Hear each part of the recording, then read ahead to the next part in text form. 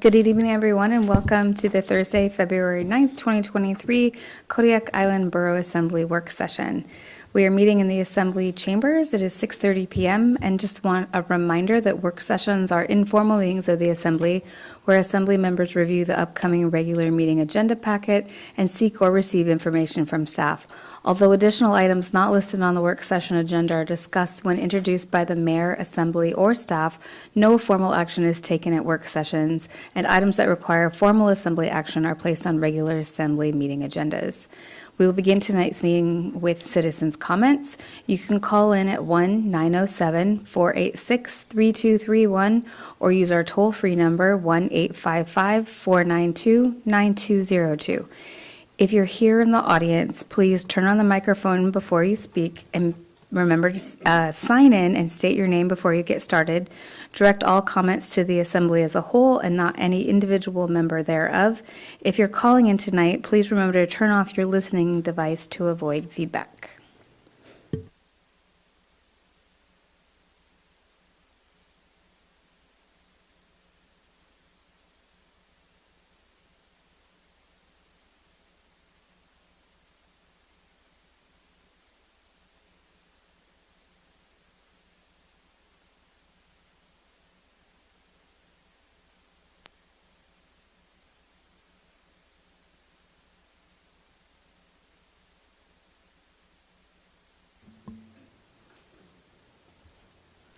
Good evening.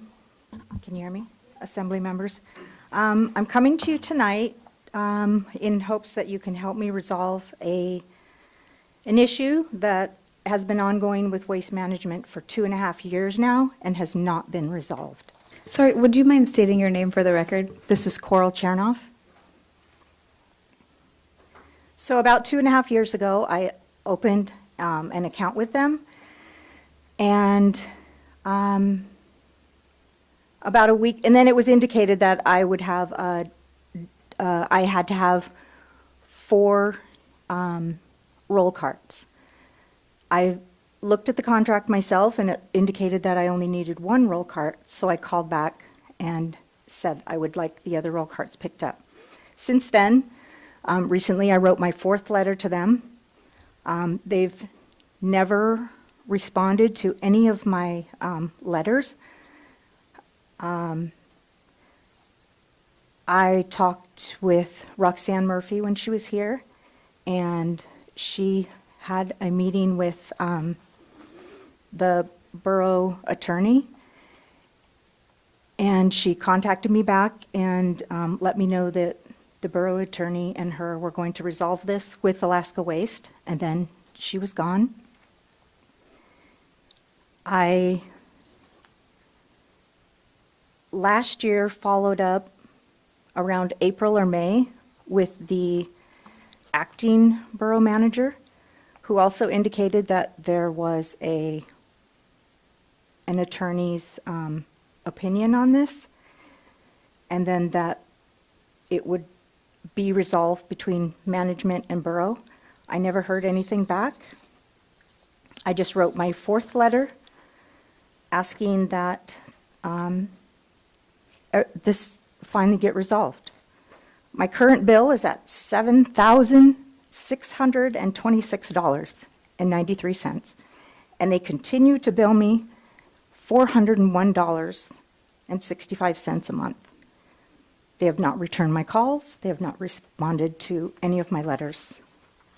So I'm asking, I will send to the clerk copies of all 4 of my letters tomorrow, so you'll have those, and I just hope you can help me get this resolved. Thank you. Thank you.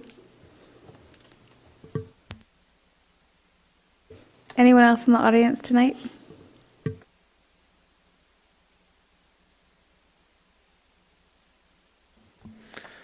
Good evening to the Assembly, and good evening, Mayor. I am the principal of Peterson Elementary. My name is Damon Hargraves, and really I'm just here tonight to express a thank you. We had members from the borough, as well as an architect, come out to Peterson a couple days ago to look at our roof and to look at some of the facade. As you can imagine, there's some great excitement about this. I've heard from several people in the community about how this is maybe the first or the furthest we've ever gotten in this project towards getting a new roof and getting that fixed for Peterson Elementary. So we just thank you so much for your attention on this project and for the forward momentum. Thank you. Thank you.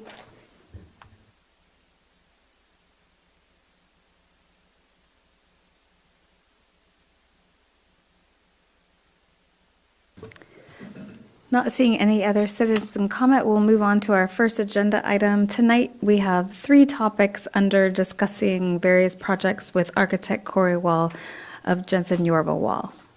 Mr. Conrad. So Mr. Wall was in town, and we stuck him on an airplane today because he has a commitment for a 30-year anniversary this weekend, and I'm not going to be that guy. So you're going to have to put up with me tonight. So Peterson Elementary, I believe, is the first item. No, I take it back. Kodiak Fisheries Research Center exterior renovation. And you've heard about this before, and what we were going to speak to you about is that effectively the roof and the exterior require replacement on this building. And we're looking at somewhere around We're now $10 million. answering a call from the queue. Good evening, Mr. Arndt. How are you doing, Amy? We are great. We're just getting the updates from Dave about the architect visit. Okay. Thank you. So we have approximately $2 million is what we're figuring. And there have been multiple conversations about this facility, but ultimately, if you replace the roof, you have to take, and not the sidewalls, you have to take flashing off to be able to get the sidewalls up underneath the flashing for the roof. If you do the sidewalls, and it's just the opposite. The most cost-effective way to repair this would be to do the entire building. We can bring that before you, show you. We have the 95% drawings have been completed. However, at this point, I do believe there needs to be attention. I think that perhaps we should step back and maybe consider some life safety issues that have come forward at that facility. Maybe do some temporary paint patch on the roof. But that is a shovel-ready project, 95% approved by ARB. I can, speak to specifics if you like, but I would much rather prefer to put that package out to the assembly, send it to you electronically for you to review. I think that we need to worry about the discharge permit, the APDES discharge permit, the decontamination of the wastewater, and also doing repairs to the fire damper system that has some apparent faults, and as that is a life safety system, I think those are our focuses at the moment. However, this will not be able to be just kicked down the road much further. You have a incredible facility there that we need to take care of. So that's all I'll say tonight about this, unless when someone has something specific. Any questions from the assembly? Scott? If we sink $2 million into repairing the walls and the exterior walls and the roof, are we going to get anything back on the lease from that? Probably not. There's a certain percentage of shell item, but we will not recover a good portion of that. Some of the R&R can go toward it. We'll just have to determine what that is. My memory was the seawater system comes up the hill and there are 2 pipes or 3. Can we drain existing usage water for the research through one of those pipes and treat it there? There's actually a treatment system in the plant. There's and I just lost the term. We're what's being recommended now is a UV system. What's in there is an ozonation system. Yeah. And from the hours on the ozonators, it appears that it never worked from the day that it was installed. So you have brand-new 25-year-old equipment that's antiquated and does not function. So I would love to meet the inspector on that building and give them a peace of mind. Wouldn't do any good. So we're looking at a whole new system. But there is a tank that treats that effluent water. And what we believe is going to happen with talking with our engineering team is that we will likely need to apply for a mixing zone, because as the occupants do their decontamination with chlorine products, we're discharging chlorine at a higher than acceptable level. So we're discharging water that's been used to clean that has too much cleaner. That's seawater. It is seawater. Can't you prevent them from using We bleach can- in the seawater? We can attempt to have them reduce that. This is not up to us. This is up to the DEC. One other thing is the building has a sand filter and a tank of seawater above it, so all the water is filtered through sand.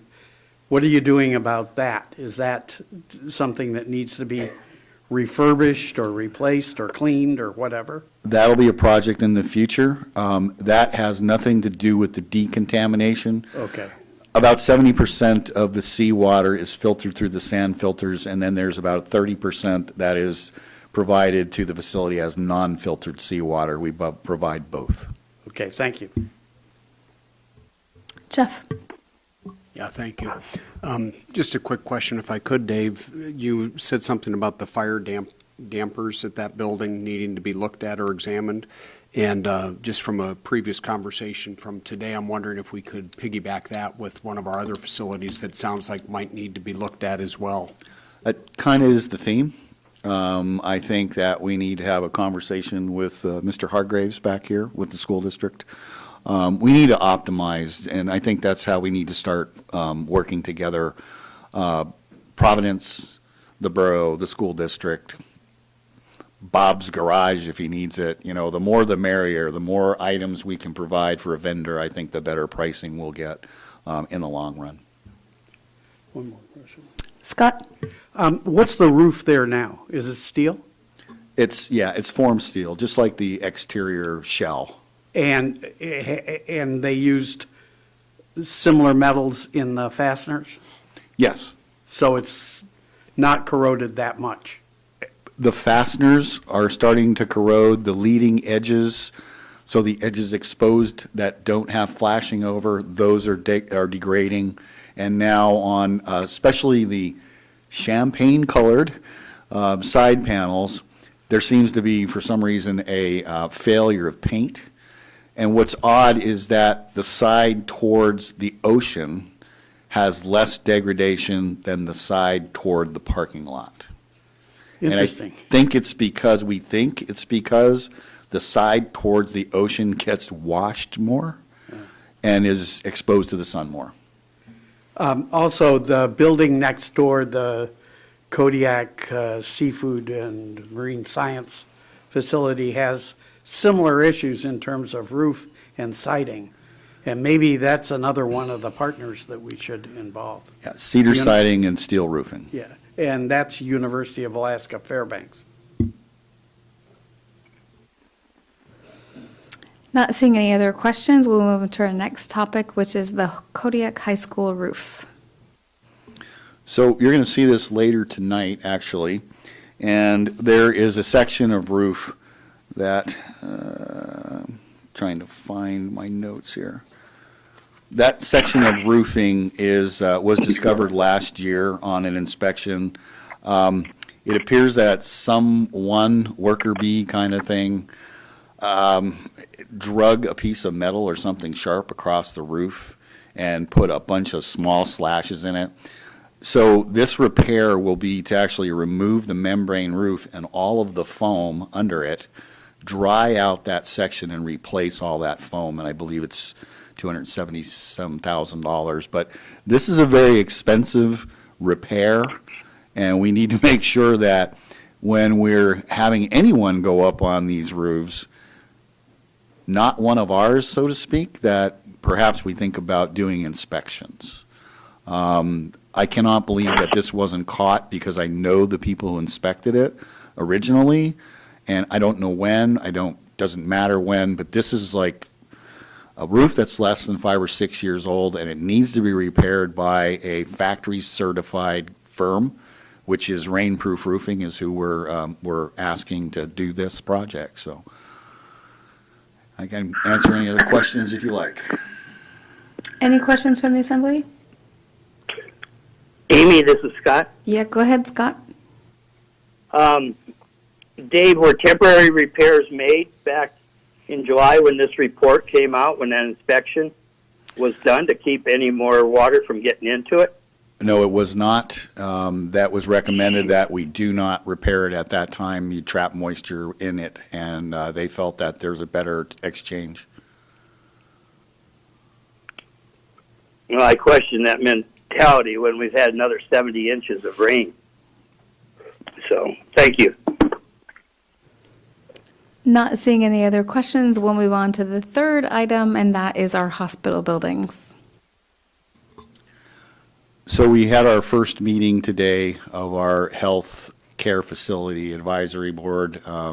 Mr. Smith can comment and Mr. Griffin can comment if they choose. I think it was a very worthwhile session. I think that it was, I thank the assembly and the mayor for allowing us to put this together. I think we discussed some pretty important topics about what we need to focus on. I also think we need to eventually look at how much per month our lease is versus how much is put aside for R&R. I think those are all topics. I also think that one of the things that I didn't bring up today that I think we need to discuss at some point after we figure out who funds what as far as repairs is mission creep.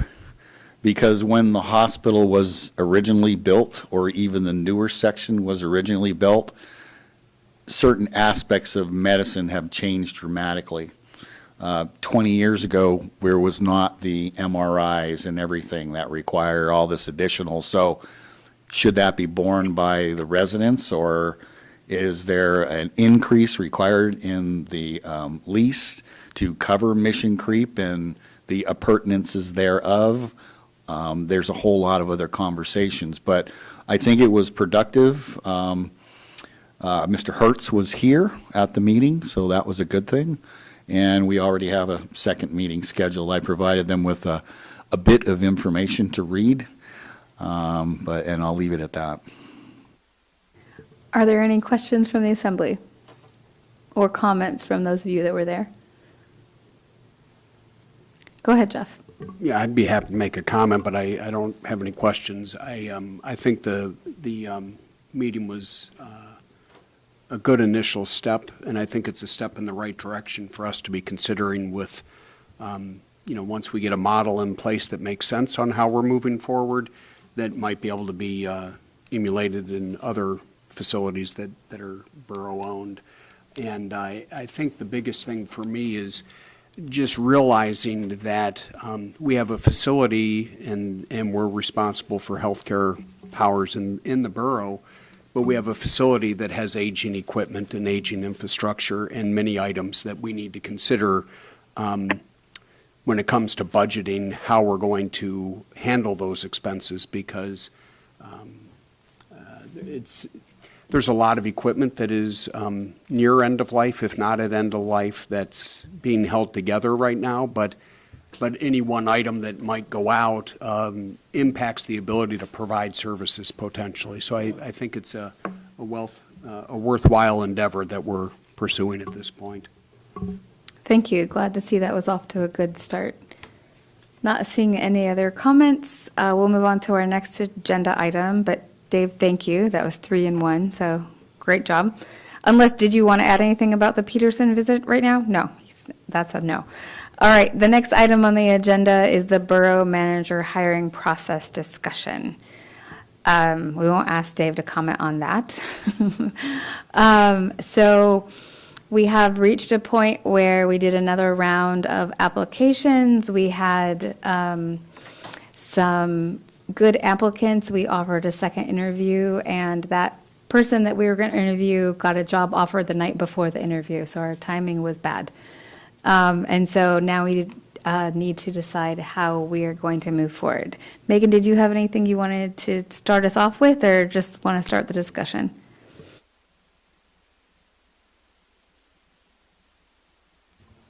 Good evening. Thank you, Madam Mayor. I don't really have much to add, except that I did look into some of the things that I overheard you say in a meeting. I looked on the AML website. They do have a list of interim managers available. However, AML does not go through the vetting process, so it would be similar to hiring a full-time manager, in the sense that you'll have to vet each one of them if that's what you choose. I've also revisited the 4 or 5 proposals for executive search firms that I received last year, and just ready for some direction from you guys when you decide how you'd like to move forward. Thank you, Megan. Scott?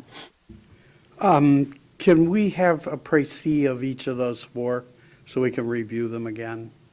Each of the 4 executive search companies? I'm sorry, you wanted a what of them? A brief description of them, or Yes, a way to compare them to one another? yes. James? Oh, sorry, Scott, you're still going? Yeah, I'm going strong here. I really strongly believe that we have exhausted the kinds of applicants that AML will be able to provide for us through their system. I think we need to try something different. I think of the applicants, there were 20 or 21 applicants total that we interviewed. I think there were very few that met our criteria, and I just don't think we're going to come up with anyone new. I think one of the things we need to do, if we go with an executive search committee, is ask them not to send us the names we've already reviewed. We've already seen them, we've said no. So let's go for new guys or gals and try something different. Thank you, Scott. James? I think before we go any further in this discussion, we need to schedule a executive session on it. We can certainly do that. Would you like to add one to next week's meeting? It's fine by me, but I think if we dig any deeper in this, and somebody may slip up and say something that they shouldn't. I'm willing to say. Thank you. Lena, can we please add an executive session to next week so we can discuss this further? Is there any other comments that anyone would like to add tonight? Madam Mayor, would it Yes. be next steps in the manager hiring? And are you thinking that you're going to bring up some names during your discussion? Yes. That's why it qualifies for executive Yes. session? Okay, I need to make sure of the reason why we're going in. Okay, thank you. Well, that was a short discussion.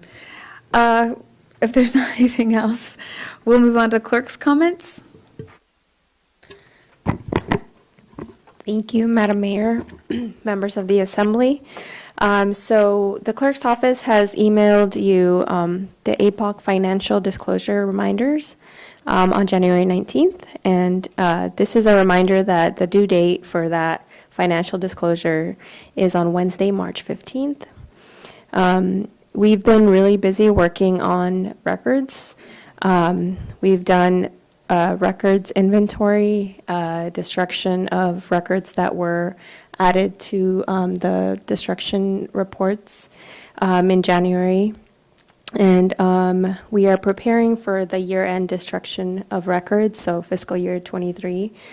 And I'm really grateful that Irene has been helping me with that, because it's a lot of work and it's really dusty in there. I also wanted to say happy birthday to Mr. Smith. And yeah, I will be running the meeting next week, and Novo will be out of town. So That's it. Thank Thank you. you. Thank you, Lena. Moving on, next item tonight is manager's comments. Thank you very much. Couple of things. I'm a little taken aback by, I thought that Peterson Elementary was actually on the agenda. So what I'm going to announce is that we are going to be placing Peterson Elementary roof out to bid within the next 2 weeks. And when that contract comes in, those RFPs are received, we will go ahead and bring it before the assembly. However, I didn't pick up on the cue from the mayor earlier. I apologize. If there's any specific questions about this, what I will comment on is that we spent some time out at Peterson, and we're going to recommend the roof for sure. It's been a long time coming. We have additional information that the school district, Mr. Hargraves, had brought someone up, and it looked at what's called the EFIS system, which is the system that the concrete panels or the stuccoed panels. Why anybody would choose stucco for Kodiak, Alaska, I can't tell you why. I found it fascinating. I wish I had a photograph. I'll go get one. But when we were on the east side of the building, EFIS system is basically a face facade, a false facade on the front of a building to, give it depth and character. There is some insulating value in these. However, when the face fails and it gets moisture, it eliminates any type of insulating value.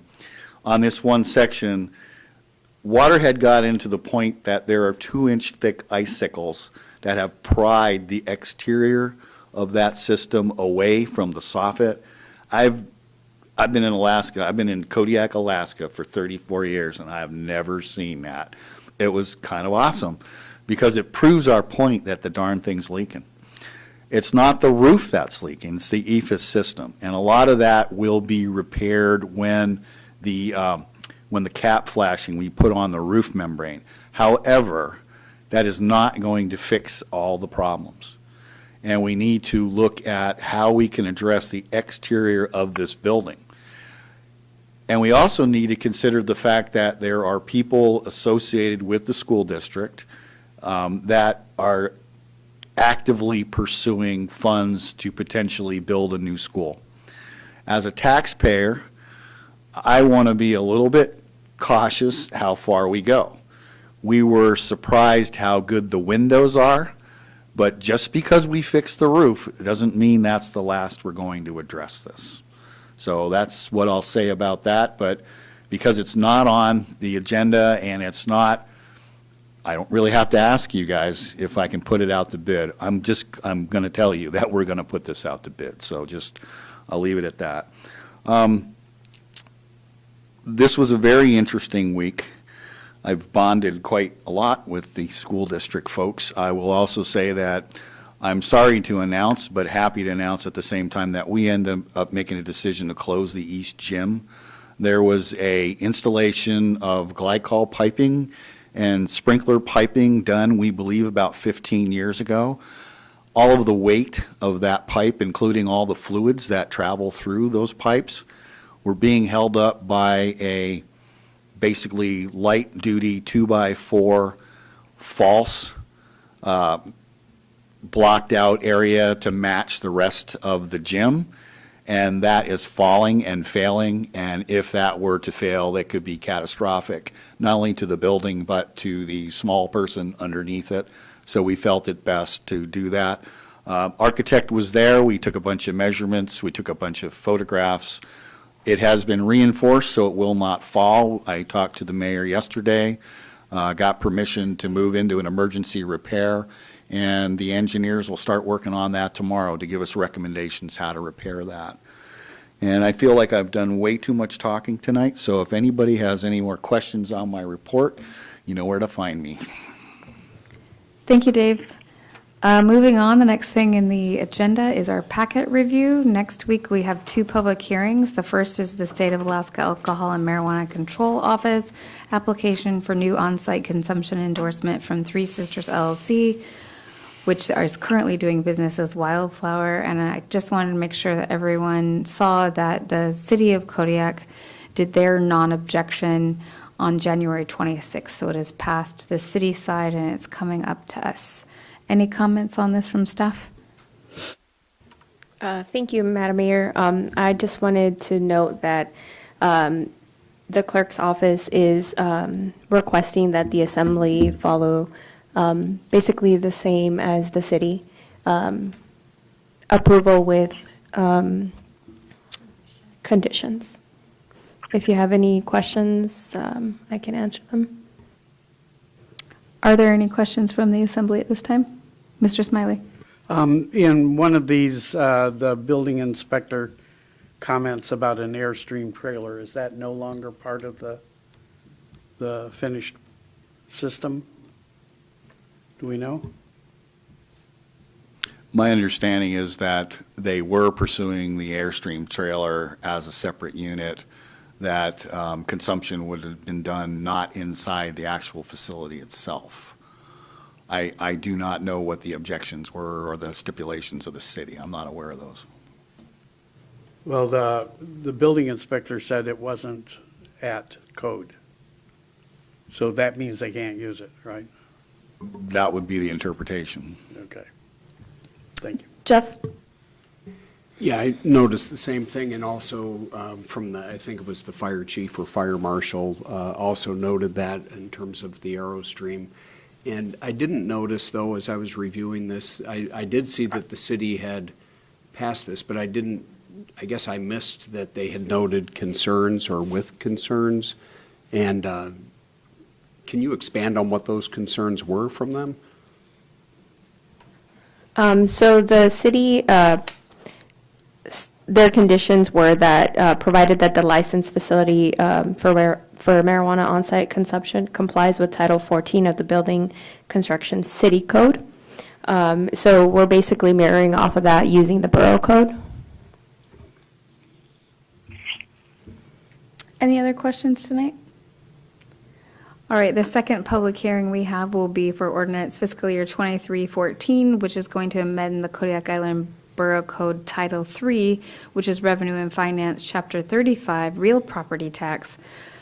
SEMA, this is a long one. Section 3.35.050, the Board of Equalization, to correct phrasing pertaining to docket members. And we have our assessor here to help us out. So this is the third time that you guys have seen this. It's just the simple language of changing a docket to an appeal number instead of having us make two numbers, just leaving it at one. Are there any questions tonight? Seeing none, thank you very much, Seema. Next week, we have 4 contracts on the agenda. The first contract will be approval of change order number 2 for contract fiscal year 2022-09 with CH2M. I wonder if there's a fancier way to say that. You'll have to help me, Jenna. Hill Engineering, Jacobs, for additional services during construction for the leachate pretreatment facility project. CH2M is correct. We probably should change it, just strictly calling them Jacobs now, because they did change their name quite a bit ago, and I actually worked there over 4 years ago, so we probably should cut that out. But this change order is due to unforeseen additional costs at the beginning of this project. That included redesign of the building, additional support for foundation redesign of the housekeeping pads and floor drains, process SCADA layout modifications, and coordination for utilities and drain connection. There also was additional support requested by the Kodiak Island Borough. For this change order 2, it is a total of $181,000 that will allow Jacobs to continue providing services during construction for the remainder of this project. That includes submittal reviews, RFI responses, field orders, review of QC testing, site visits, inspection reports, meetings, control systems, electronic records, and other tasks. The average spending rate in 2022 for providing services during construction was around $15,000 a month. It is not anticipated that the current burn rate will continue for the next phases of the project. With Jacobs, this is a contract for time and material, so we do not plan to spend the $181,000, but based off of the last few months' burn rate, that's what it would total for the remainder. Are there any questions? Does anyone have any questions tonight about this contract? Not seeing any, thank you very much. Next contract we're looking at on the agenda is the high school roof repairs. We've already talked about the contract with Rainproof Roofing of Anchorage. Mr. Conroy, is there anything else that we need to add to that for tonight? No, I will correct myself in that the contract is for $235,000. I like that number a little bit better. Thank And you. it is absolutely necessary that we do this repair with a warranted contractor approved by them. Otherwise, we void the entire warranty of the roof on the high school. Are there any other questions about this from the assembly tonight? Amy, Scott, this go is ahead. Scott. David talked about in the information there that basically there's 1,000 square feet that this is going to replace. It talks about a 20 by 110, but then in the narrative for the 235, it talks about 1,000 square feet. That's basically, there's 10 square, that's $23,500 per square. This is, by sure, the most expensive roof repair that I've seen. I'd like to know if you have any other thing you'd like to say about that.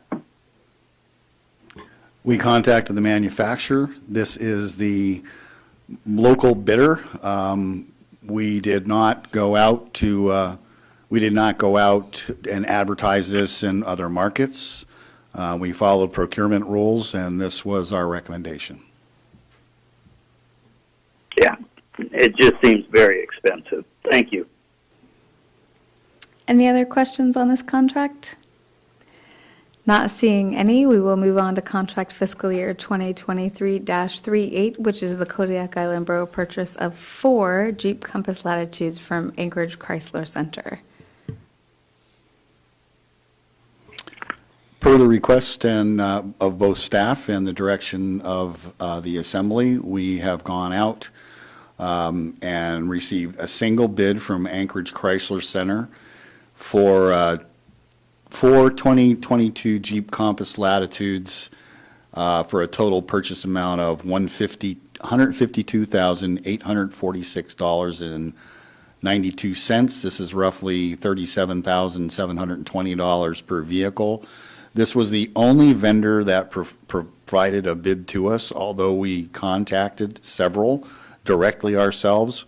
I had a conversation with a West Coast GM representative who basically told me that we got nothing from any of the GM dealers for the simple reason they cannot guarantee when they're going to have 4 of one vehicle, and they wouldn't do it. However, they would cut us a deal if we'd like to buy some 24 units if we were willing to wait for them. So, judging what the condition of our current vehicles are, I would recommend that we do this procurement. Are there any questions from the assembly? Not seeing any, we'll move on to our final contract, which is fiscal year 23-40 with Premier Mechanical for the Providence long-term day tank replacement. Thank you. This contract is for the amount of $28,388.11 with Premier Mechanical. This is kind of interesting. This is one we discussed today at our health facilities meeting. This is technically an extension of our tank repair from the spill that ended up happening up at that facility. A little bit of lack of communication drove Providence directly to Premier prior to them becoming our contracted plumbing and heating contractor again for this next few years. I was able to ask Providence to provide this. This is over the $25,000 that is in the lease that we are required to pay for. So consequently, that is before you now. I will tell you that I authorized this. Ask them to please get these materials ordered because they're 40 weeks out is what the estimate of the vendor was. How I found out about this was I got a call from the local oil company. I know one of the managers quite well, and he's quite distraught that they're having to deliver oil 3 times a week because they're using a 500-gallon tank rather than the 10,000-gallon tank that's sitting there. So I think this is a necessary repair. Are there any questions from the Assembly? Seeing none, we'll move on to resolutions. We have one resolution next week, and that's Resolution Fiscal Year 23-23, rescinding Resolution Number Fiscal Year 2019-07, which formed a consolidation committee. Is there any staff report on this? There doesn't have to be, Nova, but she gave me that look Mayor, like, this is a result of, Right. thank you. This is a result of the request from the Assembly to present this resolution. So I have provided you quite a bit of historical information in the packet, so it's before you. Thank you. Thank you. Are there any Assembly comments tonight about this resolution? Jeff? Well, I know when we talked about this a couple of weeks ago, Dr. Ledoux had brought up wanting to hear from any of Assembly member reps that were on this committee before we actually proceeded to move forward with anything. I know he's not here this evening, but I don't mean to put you on the spot, Jared, but I'm going to put you on the spot. If there's any viewpoints that you might have as being a person that served on that committee, and hearing from a member of the public last week with regards to that, if you've got any insight or input that you'd like to share with us. Why, thank you for that. I went into the committee 4 years ago, completely neutral, and I'm still, I still try to maintain my neutrality about all of it. It's hard because you have a group of citizens who put a lot of work into it, but without the components of the city participation. And if the Assembly is not willing to put financial resources behind it, then our hands to a certain extent are tied, and the group kind of acknowledges that it would be tough to move forward, but there are some who still do want to keep plugging away and keep moving forward. But there are others on the committee who are who will say, if the Assembly decides to rescind the committee, then I'm out, not going to fight it. I've got other things to work on. So over the years, losing city council help, losing city management help. And then I don't think there's a citizen on the committee who lives in the city. They all live outside of the city. So that also doesn't help. So we'll of course do whatever the Assembly votes, but I just want to underscore just how much work that was put into it. And there have been some really good things to come out of it. I learned a lot about how the borough government works, and now I'm here, So, a lot of people think. And that's what we want. That's the purpose of these kinds of committees anyway. So I think we need to, if this resolution goes, when we talk about it next week, I think the Assembly should make an effort to reach out to the committee members or in some way to acknowledge the honest and intentional work that they've done. And a lot of people have learned a lot of things. Thank you, Jared. Anyone else who served a lot of time on the consolidation committee want to speak? Nope. No. Okay. Any other comments about that resolution next week? Mr. Smith? Yeah, Jared, thank you for that. I'm going to support this resolution next week is my intention. This was a question posed of me when I ran for the assembly as to what my views on it were. And I think, support the idea of less government, but when you don't have the participation of all stakeholder groups in this discussion, then you have a committee of citizens that are putting a lot of time and energy and efforts into something that seems to just be kind of going around in circles. And I think it's run its course, is my sense at this time, unless I hear differently from members of the community this week. I intend on supporting this next week. Thank you, Jeff. Mr. Smiley? When the Assembly first decided to have a committee to look at this, we brought in the Boundary Commission, a woman from the Boundary Commission, to advise us on how to proceed with this. She made it clear that in doing this, you would have to have the agreement of the city plus the 6 villages. These are different governments, and they all have to say yes. One of them says no, it doesn't work. My personal opinion is that the ballot measure was based upon a poor understanding of the differences in powers that the city has versus what the borough has. They have police powers, the borough does not. There are a bunch of others as well. I think that somehow in the life history of this committee, they lost the goal of trying to follow the direction of the Boundary Commission and started looking at things differently, trying to do it without the city, without the villages involved, without paying attention to that. Clearly, we need to know what the cost would be. And that's not something you can just pull out of the air. You need to have somebody that's skilled in finance and auditing to handle that particular part of it. Plus also budgeting.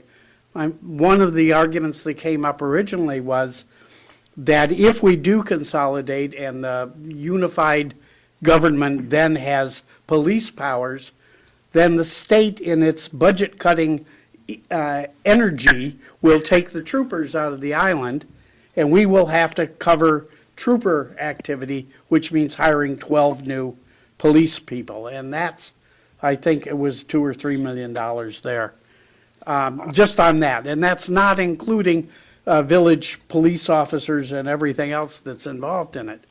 I mean, there's huge ramifications of this kind of thing. I don't think that the ballot measure understood that, or the people that crafted it. So I think at this point, unless we can have clarity on what this is supposed to do by redefining things, I think the simplest thing is to close this book. If there's still interest in that, we need to have a different kind of charge for a committee, one that includes all of the governments, one that includes sufficient funding in order to get an accurate picture of the financial consequences. So I'm in favor of supporting this resolution.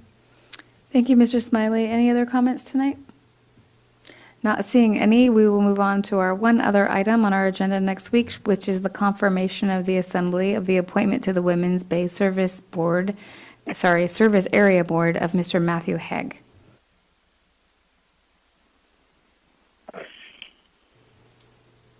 Madam Clerk, is there any other information about that?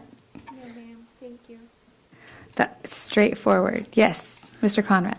Mayor Williams, I attended the meeting on Tuesday night of the Women's Bay Service Area Board as an ex officio member as fire chief. And one of the items that was discussed, and quite frankly, I brought it up, I know Mr. Haig, and I've been going to this board for 30-plus years, and I appreciate somebody wanting to apply, but the consensus of the board after I brought this up is that Mr. Haig has never been at a single meeting, and perhaps that some of his questions and his desire to participate, perhaps he should show up at a meeting and actually get involved before we appoint him to a board for a long-term seat. Thank you. Thank you, Dave. Are there any questions from the Assembly tonight about that?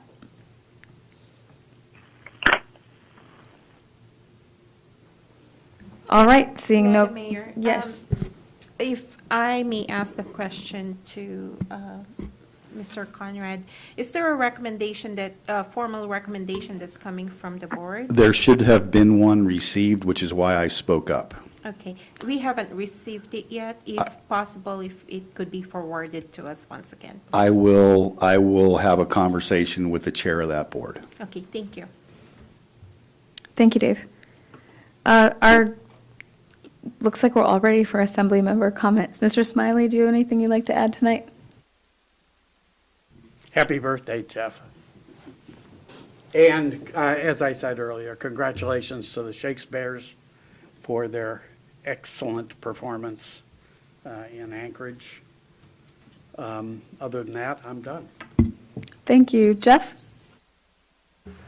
Just a couple of things.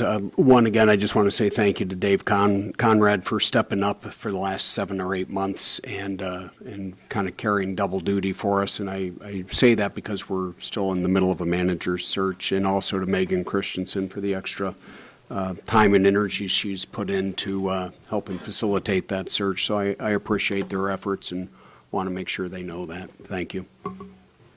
Thank you, Jeff. Jared? I also neglected to thank Megan Christensen for her involvement and leadership too with the Consolidation Committee over the past 4 years, and she's been an extremely helpful staff member in that. So I just wanted to say thanks to Megan and happy birthday, Jeff. Thank you, Jared. James? No comment. Thank you, James.